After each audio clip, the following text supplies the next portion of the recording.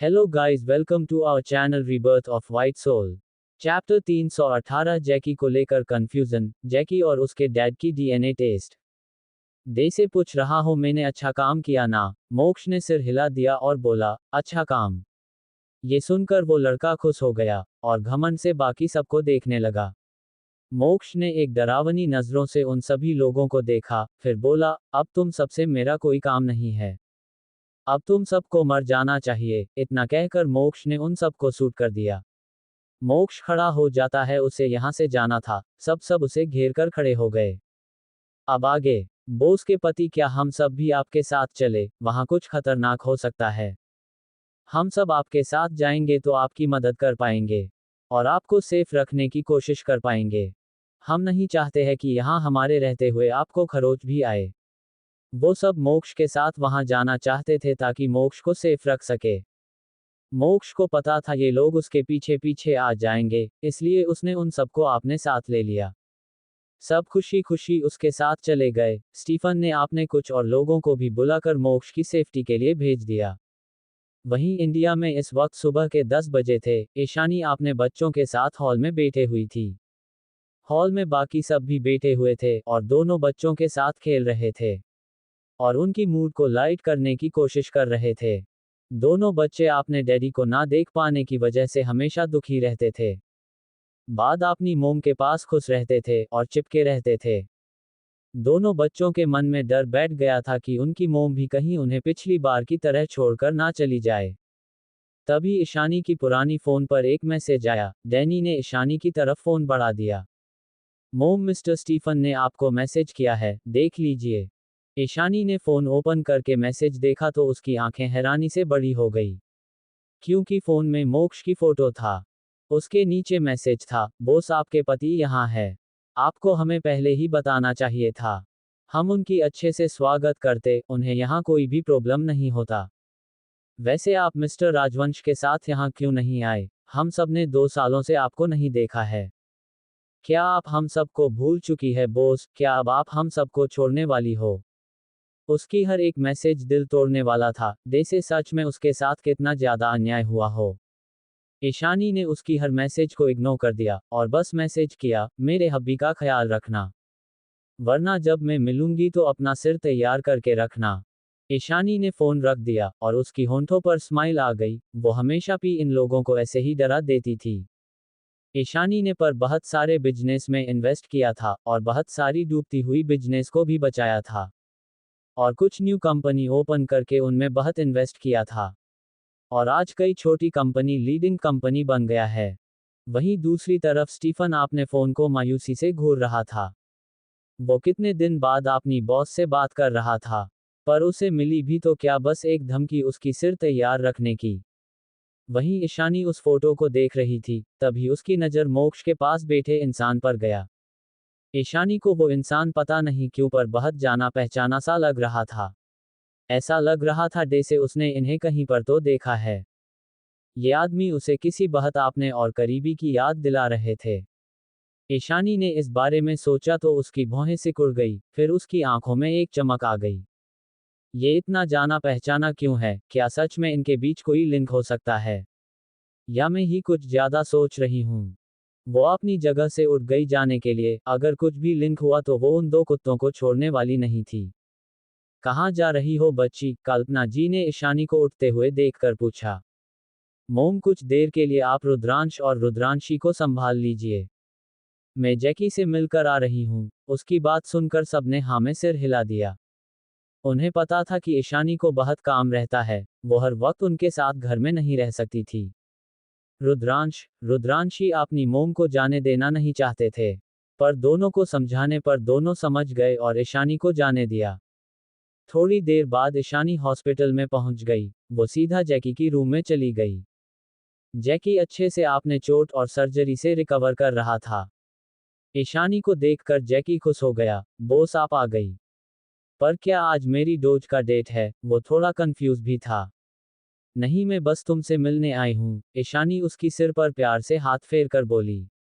इस जिंदगी में उसने 2 छोटे भाई बनाए थे। एक था शिवम जो पहले जन्म में भी उसके साथ था। दूसरा था जैकी, जो उसे बहुत प्यारा था, जो उसके लिए जान दे सकता था। वो उसे खुद की छोटे भाई की तरह प्यार करती थी। उसकी बात सुनकर जैकी खुश हो गया। सच में बॉस, आप मुझसे आज ऐसे ही मिलने आए हो? मन ही मन वो इस वक्त खुशी से नाच रहा था। वो अभी जाकर मोक्ष, जीजू को और नकुल को बताना चाहता था कि उसकी दी उसे ही सबसे ज्यादा प्यार करती है। नमन ने भी ईशानी को ग्रीट किया और ईशानी ने उसे देखकर एक जेन्युइन स्माइल किया। ईशानी ने जैकी को पर से भी और गौर से देखा और मन ही मन बोली, ये इतना सिमिलर क्यों है? कुछ देर बाद जैकी और नमन से बात करके ईशानी बाहर चली गई। बाहर नकुल उसका वेट कर रहा था। उसने एक बाल निकाल कर नकुल को दिया और बोली, इसे लैब में ले जाओ। और जैकी की मोम, डैड जहां भी है उन्हें पकड़ो और उनसे सैंपल कलेक्ट करो। जितनी जल्दी हो सके उनका डीएनए टेस्ट करो, मुझे कल तक के अंदर रिपोर्ट चाहिए। उसकी बेस्ट सुनकर नकुल थोड़ा असमंजस में पड़ गया। फिर जब उसे समझ आया कि उसकी बॉस क्या चाहती है, तो वो थोड़ा हैरान होने से खुद को रोक नहीं पाया। बॉस, क्या आपको डाउट है कि जैकी के मोम डैड उसकी असली मोम डैड नहीं है? आई मीन डैड तो असली ही होंगे, क्योंकि जैकी की मोम की तो डेथ हो गई थी ना। ईशानी ने सिर हिला दिया और बोली, तुम्हें मैं जो कहा बस उतना करो। और मुझे रिपोर्ट दो और उन दोनों कुत्ते कुत्तियों से सच जानने की कोशिश करो। अगर वो सच नहीं बताते हैं, तो कितना हो सके टॉर्चर करो। नकुल ने हाँ में सिर हिला दिया। उसकी बॉस ने जो कहा था, उसे तो वो पूरा करना ही था। ईशानी वहां से राजवंश विला के लिए निकल गई। ईशानी छोटी छोटी डिटेल्स पर भी ध्यान देती थी, इसलिए बाकी लोग जो सामने होते हुए समझ नहीं पाते थे, ईशानी वो आराम से समझ जाती थी। वो फोटो में मौजूद इंसान और जैकी के बीच बहुत सिमिलरिटीज देख पा रही थी। थोड़ी देर बाद वो विला पहुंच गई थी। उसे देखते ही रुद्रांश और रुद्रांशी खुश हो गई, वरना उन्हें डर था कि कहीं उनकी डैडी की तरह उनकी मोम भी उन्हें छोड़कर ना चली जाए। वहीं दूसरी तरफ जेल में जहां सौदामिनी जी थी, आज दामिनी जी उनसे मिलने वहां आई थी। दोनों कुछ बात कर रहे थे। अब यशराज नहीं था, इसलिए सौदामिनी जी को यहां से बाहर निकलने के लिए दामिनी की जरूरत थी। थोड़ी देर बात करने के बाद सौदामिनी जी ने दामिनी को आपने एक छोटे से विला का एड्रेस बताया, जहां अभी वो और प्रिया रह सकती थी।